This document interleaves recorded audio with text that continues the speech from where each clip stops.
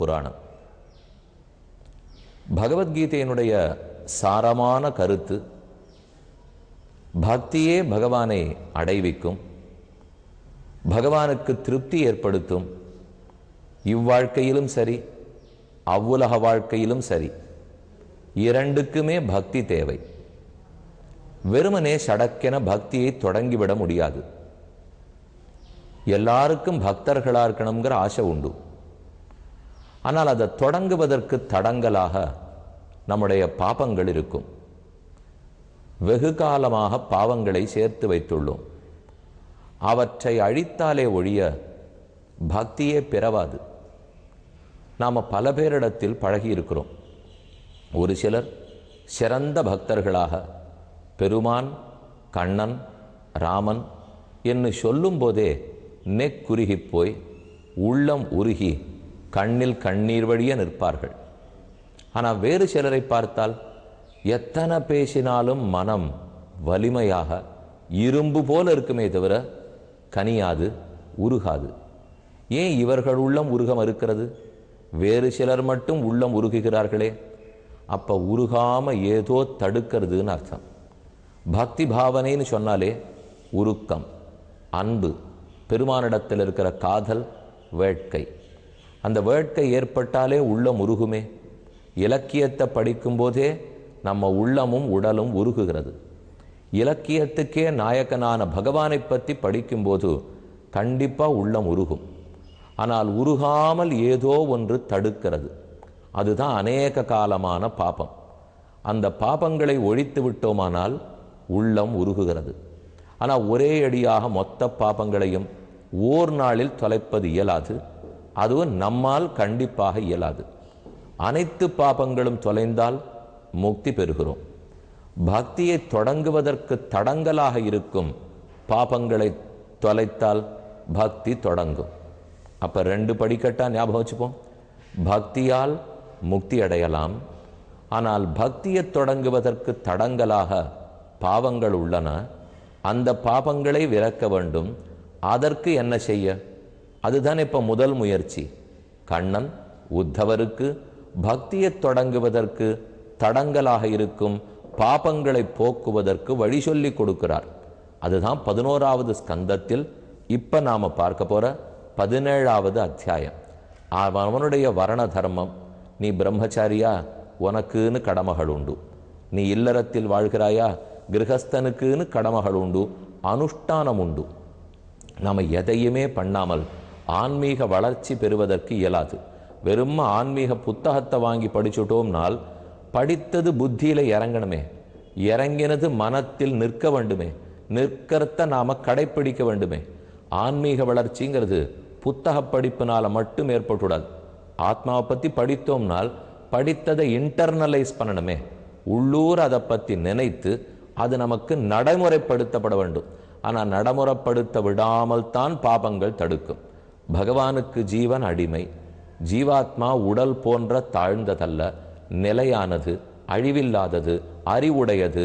இந்த ஆத்மா அந்த பரமாத்மாவோட சேர்ந்து ஆனந்தமாக அனுபவிக்க வேணும். ஆத்மாவை பற்றி புஸ்தகத்தை அடித்து படித்தாலே இது தெரியும். படிச்சுட்டோம். படிச்சுட்ட உடனே என்ன, எழுந்து குதித்தோம்னா பரமாத்மாவை அடைஞ்சிட முடியுமா? அதற்கு எவ்வளவு கஷ்டமான பாதை. கஷ்டம்னு நான் சொல்கிறது கஷ்டம்னு நினைத்தால்தான். எளிதான பாதை உள்ளது. ஆனால் அந்த பாதை புத்தகத்தினால ஏற்பட்ட அறிவினால் மட்டுமே சித்தி அடையாது. எதை படித்து தெரிஞ்சுட்டோமோ அதற்கு பக்தி பண்ண வேண்டும். பக்தனாருன்னு புஸ்தகம் சொல்லும். பக்தனா எப்படி இருக்க? பெருமானை பற்றி நினைத்தல், அவரை பற்றி வாயார பாடுதல், அவருக்கு தொண்டு புரிதல், இறை அன்பர்களுக்கு தொண்டு புரிதல். எத்தனை சர்வீஸ் பண்ணணும். பண்ணாதான் பக்தி பாவனை நன்கு வளரும். ஆனால் அதை பண்ணுவதற்குத்தான், தொடங்குவதற்குத்தான் தடங்களாய் எத்தனையோ கால பாபம் இருக்கிறது. அந்த பாபங்களை தொலைச்சாகணும்னாலே அவனவன் தர்மத்தை அனுஷ்டிக்க வேண்டும். எந்த அனுஷ்டானமும் இல்லாமல் பக்தி பிறக்காது. பக்தி என்பது உள்ளூர நம்மிடத்தில் இருப்பது. அது பீரிட்டு கொண்டு வெளியே கிளம்ப வேண்டும். ஆனால் கிளம்ப விடாமல் மூடி வச்சிருக்கோம். அந்த மூடியை தூக்கி போட்டோம்னா தான் பக்தி பாவனை வெளியில் வரும். மூடியை தூக்கிறதுக்கு ஒரு முயற்சி வேணும் இல்லையா? அந்த முயற்சி தான் அவனுக்கு இருக்கிற தர்மம். உண்மைதான் பேச வேண்டும், பொய் பேசக்கூடாது, பிறத்தியார் பொருளுக்கு ஆசைப்படக்கூடாது, பிறன்மனை விழையாதே, நாமே நமக்கு உண்மையாக நாம் பேசுறதைத்தான் நினைக்கணும், நினைச்சதைத்தான் பேசணும், பேசினத்தைத்தான் செய்ய வேண்டும், ரொம்ப போகத்துக்கும் சுகத்துக்கும் ஆசைப்படக்கூடாது, பணமே லோகத்தில் எல்லாம் இல்லை. இது எல்லா ஆன்மீக புஸ்தகத்திலையும் நீங்கள் படிச்சிருக்கீங்க இல்லையா? ஆனால் இதை பண்ணணுங்கிற நினைவு எப்போ வந்திருக்கு? இதை பண்ணணுமே, பண்ணா நன்னா இருக்குமேன்னு தோன்றதே. பண்ணத்தான் பாபங்கள் விலகும். அவனவனுக்கு இருக்கிற வரணம் அதற்குரிய தர்மம், அவனவனுக்கு இருக்கிற ஆசிரமம் அதற்குரிய தர்மம். பிரம்மச்சாரின்னா இன்னென்ன அனுஷ்டானத்தோடு தான் இருக்கணும். இந்த அளவுக்கு சுகபோகங்களை அவர் தவிர்த்துத்தான் இருக்க வேண்டும். சுகத்தையோ போகத்தையோ கம்ஃபர்ட்ஸை தவிர்க்காமல், அதை காம்ப்ரமைஸ் பண்ணாமல் பெரிய விஷயங்களை வாழ்க்கையில் அச்சீவ் பண்ணவே முடியாது.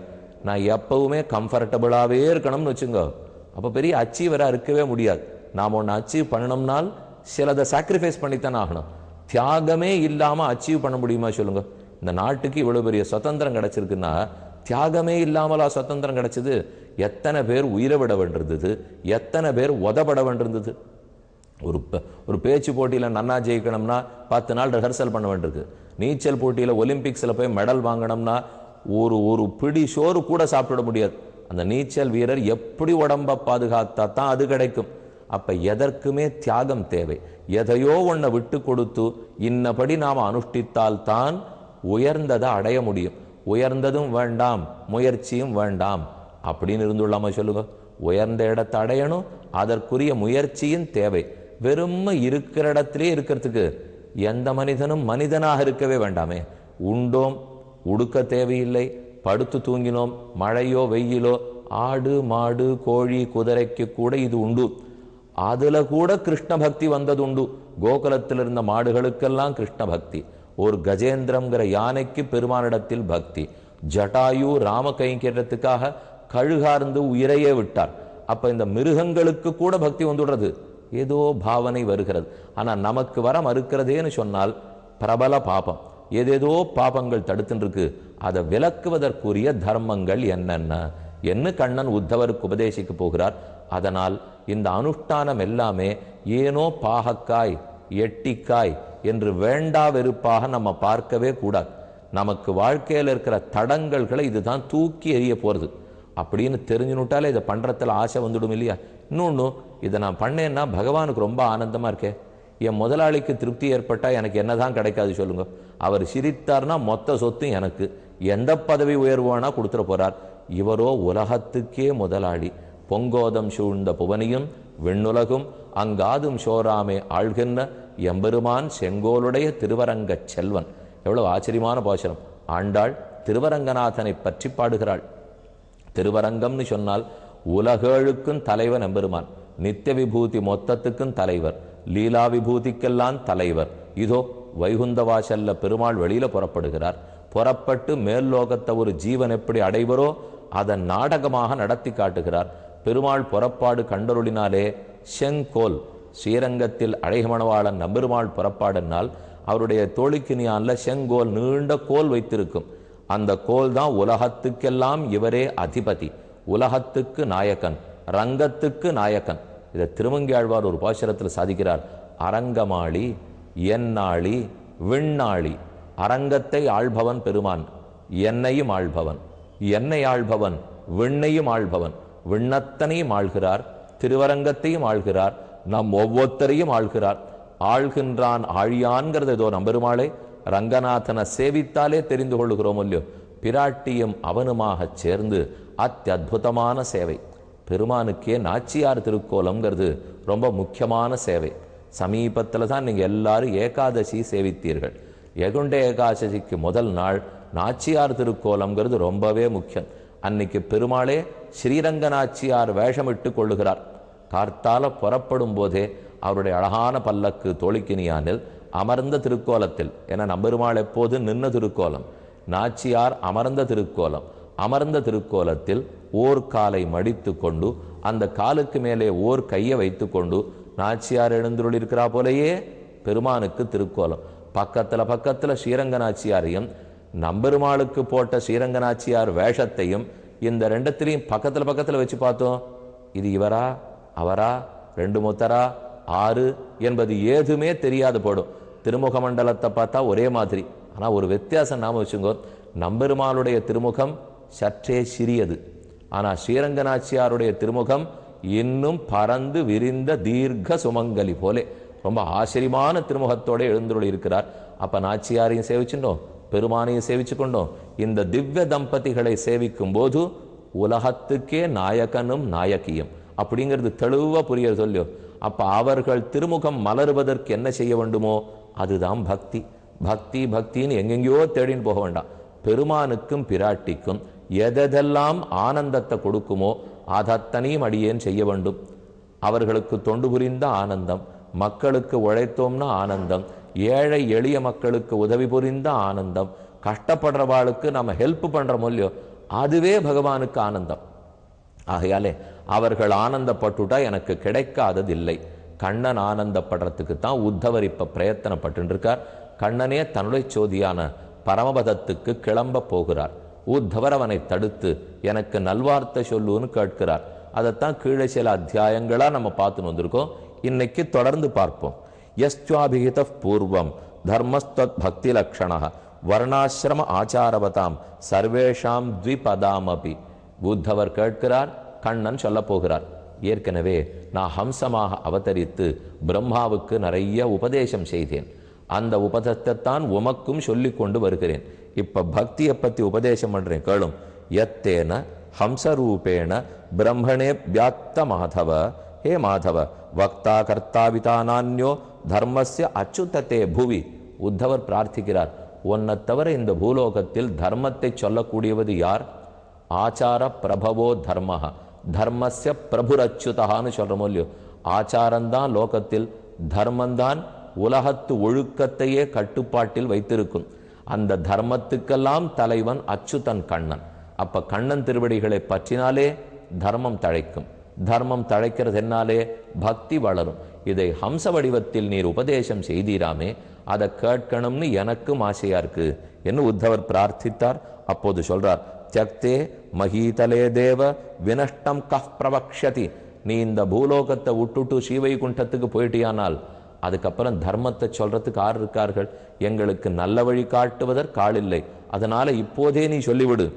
சுகாச்சாரியர் சாதிக்கிறார், பிரீத க்ஷேமாய மர்த்தியானாம் தர்மானாக சனாதனானு. உலகமே நல்வழிப்படுவதற்காக, நம்ம எல்லாருக்கும் வாழ்க்கையில் சாந்தி ஏற்படுவதற்காக தர்மம்னா என்ன, பக்தினா என்ன என்று கண்ணன் உத்தவருக்கு உபதேசிக்க போகிறார். இப்பதான் முக்கியமான கட்டத்தை நெருங்கின்னு இருக்கோம். என்ன முன்னுரையெல்லாம் முடிச்சுட்டார். இனிமே பக்தியை பத்தி கூற போகிறார்.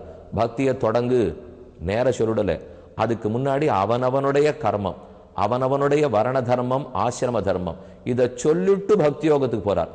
என் சுவாமி நேர பக்தி யோகம் சொல்ல வேண்டியதான் என்ன ஏற்படாதுன்னு அதைத்தான் சொல்லிட்டு இருக்கேன். நம்முடைய ரொம்ப நாள் பாவங்களை இதை தடுத்து கொண்டிருக்கும். அதனால முதல்ல பாவத்துக்கு போக்குறதுக்கு வழியை சொல்லிட்டு பிற்பாடு பக்தியை பற்றி கூறப்போகிறார். பார்ப்போம். ஆதவ் கிருத்தயுகே வர்ணா நிருணாம் ஹம்ச இதி ஸ்மிருதா கிருத்திய கிருத்தியாக பிரஜா ஜாத்தியா தஸ்மாத்து கிருத்தயுகம் விதுகு. முதல் யுகமான கிருத்தயுகம். அதிலே பிராமணர் க்ஷத்ரியர் போன்ற பெருத்த வேறுபாடுகள் எல்லாம் கிடையாது. அப்போ ஒரு வர்ணம் ஹம்சம் அன்னம் என்கிற ஒரே ஒரு வர்ணம் தான் இருந்தது. அப்ப வேதங்கள் எப்படி இருந்தது, நான் எப்படி இருந்தேன்னு பகவான் சொல்லுகிறார். வேதா பிரணவ ஏவாக்ரே தர்மோகம் விஷரூப திருக்கு. நான் ஒரு ரிடபத்தின், ஒரு விஷபத்தின் வடிவத்தில் நான் இருந்தேன். வேதங்கள் அத்தனையும் முதல் எழுத்து பிரணவமான ஓம் அதற்குள் மறைந்திருந்தன. எங்கும் வர்ணபேதம் கிடையாது. எந்தவித வேற்றுமையுமே இல்லாமல் அனைவரும் என்னை தியானித்து கொண்டிருந்தார்கள். உபாசத்தே தபோனிஷ்டாக ஹம்சம்மாம் முக்த கில்பிஷாக. எந்தவித ஆசையும் அற்றவர்களாய் அன்ன உருவத்தில் இருந்த என்னை ஹம்சப்பறவையாகவே எல்லாரும் தோத்திரம் செய்தார்கள். உபாசனம் பண்ணி கொண்டிருந்தார்கள். பகவானை தியானித்து தியானித்து அடைந்து கொண்டிருந்தார்கள். இதுதான் முதல் யுகம். எங்கேயும் பேதம், வேறுபாட்டை பார்த்ததில்லை. மனிதர்களுக்குள் வேறுபாடில்லை. என்னை ஹம்ச உருவத்தில் கண்டு அதே போல் என்னையே உபாசனம் பண்ணி கொண்டு வாழ்ந்தார்கள். உத்தவர் கேட்கிறார், அப்புறம் எங்க இத்தனை பிளவுகள் ஏற்பட்டன, இத்தனை பிரிவுகள் எல்லாம் எதனால ஏற்பட்டது, அடுத்தடுத்த யுகத்தில் எப்படி ஒன்ன வந்து அடைந்தார்கள்? கண்ணன் பதில் கூற போகிறார். காத்திருந்து கேட்போம்.